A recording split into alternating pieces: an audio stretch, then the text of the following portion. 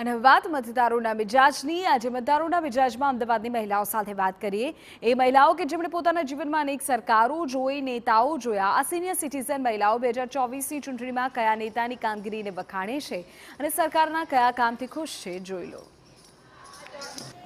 દેશમાં ચૂંટણીનો માહોલ જામ્યો છે। એક તરફ નેતાઓ છે કે જે મતદારોને રીઝવવામાં લીન થઈ ગયા છે તો બીજી તરફ આપની જે મહિલાઓ છે ગુજરાતની એ ભક્તિમાં લીન થઈ છે। અત્યારે અમુક મહિલાઓ છે કે જે અહીંયા ભજન કીર્તન કરી રહ્યા છે એમની સાથે વાત કરવી છે કે ચૂંટણીને લઈને તેઓ શું વિચારી રહ્યા છે, ખાસ કરીને તે કેવા નેતાની પસંદગી કરવાના છે અને અત્યારે જે ધૂન બોલાવી રહ્યા છે એમના ભગવાનની અને એમનો ભગવાન છે એમના જીવનમાં તેનો કેટલો સાથ આપવાનો। ચલો તો વાતો કરીએ આજના મહિલાઓ સાથે।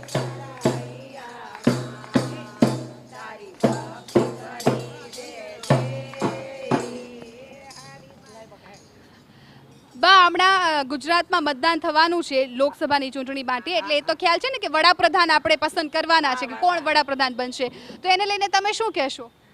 અમે કહીશું કે અમને તો વડાપ્રધાન ભાજપના જ ગમે છે। આપણા મોદી સાહેબે આપણા બધા બહુ સરસ કામ કર્યા છે। કયા કયા સરસ કામ કર્યા છે? જો એક તો આપણા આયુષ્માન કાર્ડ કાઢ્યું બરાબર, પછી વિધવા બહેનો માટે ફોર્મનું બહુ સરસ કર્યું છે, પછી આ મેટ્રો ગાડી બીઆરટી બધું બહુ સરસ કામ મોદી સાહેબે કર્યા છે આપણા। તમે શું કહેશો બેન?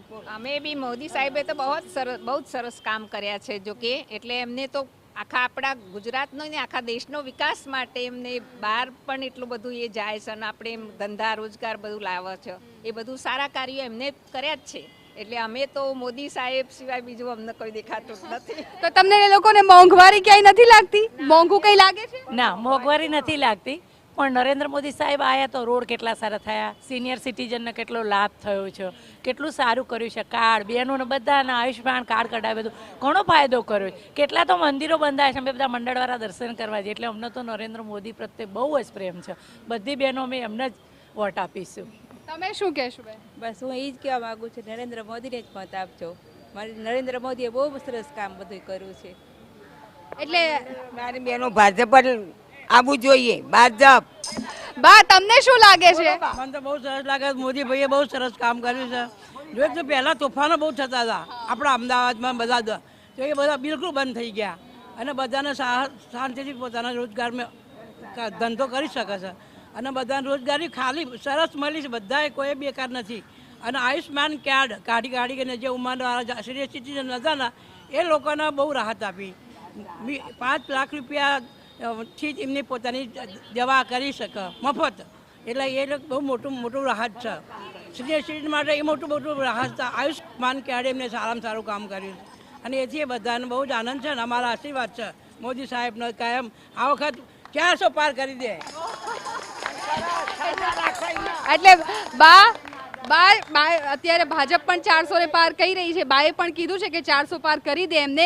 વિપક્ષ છે સતત કહેતું હોય છે કે દેશમાં રોજગારી નથી, મોંઘવારી વધી રહી છે, ગેસના ભાવ તમે જુઓ, શાકભાજીના ભાવ જુઓ, તો શું તમને મોંઘવારી ઘરમાં ક્યાંય નડે છે? મોંઘવારી નડે છે, પણ મોદી સાહેબે કામ સારા કર્યા છે। આ આયુષ્યમાન કાઢ્યા તો ગરીબોને બહુ રાહત થઈ છે। અને બા તમે શું કહેશો? હું પણ એમ જ કહું છું કે એમણે ઘણી રાહત આપી છે। સિનિયર સિટીઝન વાળાને બી આયુષ્માન કાર્ડ આપ્યા, એટલે સારું કામ કરે છે એ।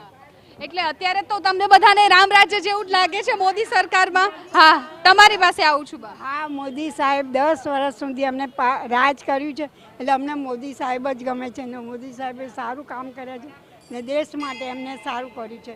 જેટલી જાવક છે એટલી આવક બી છે, દરેકની કોઈ ગરીબ નથી, બધા સારા જ છે।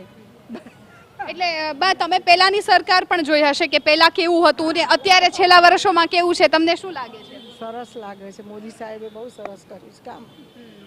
હજી આગળ પણ ઘણા મહિલાઓ છે, કોઈને કંઈ તકલીફ હોય એવું લાગતું નથી, બધા મોદી સાહેબની વાહ કરી રહ્યા છે।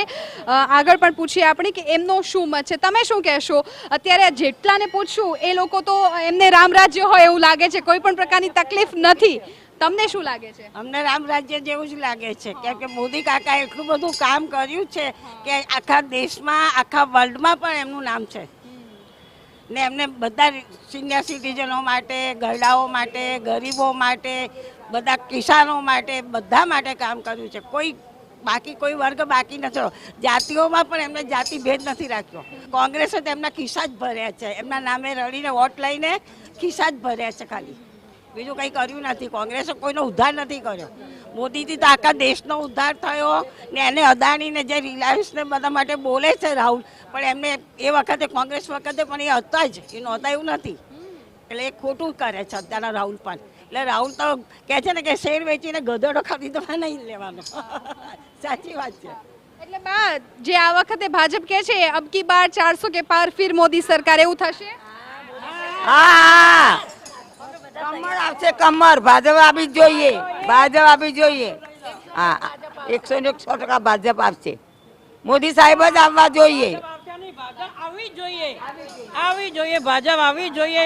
જો દેશનું કલ્યાણ આપણે ઈચ્છાઈએ તો ભાજપની જરૂર છે, મોદીની જરૂર છે. આપણે બધા આખી દુનિયાની સંગાથે મોદીનો નંબર 1 આવે છે એમનો વડાપ્રધાન તરીકે.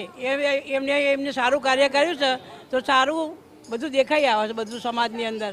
અને બધા ઈચ્છે છે કે મોદીની સરકાર આવે, મોદીની સરકાર આવે. અમે બધા ઈચ્છીએ છીએ, બધા ઈચ્છીએ છીએ મોદીની સરકાર આવે. એટલે અહીંયા જે મહિલાઓ સાથે વાત કરી છે એ બધા જ એવું ઈચ્છી રહ્યા છે કે આ વખતે ફરી મોદી સરકાર આવે ને એમની સરકારમાં એમને જાણે રામ રાજ્ય ને પ્રજા સુખી હોય એવું તેમને ફીલ થઈ રહ્યું છે. તમે પણ સાંભળ્યું છે કે શું કહ્યું આ તમામ મહિલાઓએ. કેમેરામેન દીપક સેન સાથે હું જિજ્ઞાસા, TV9 અમદાવાદ.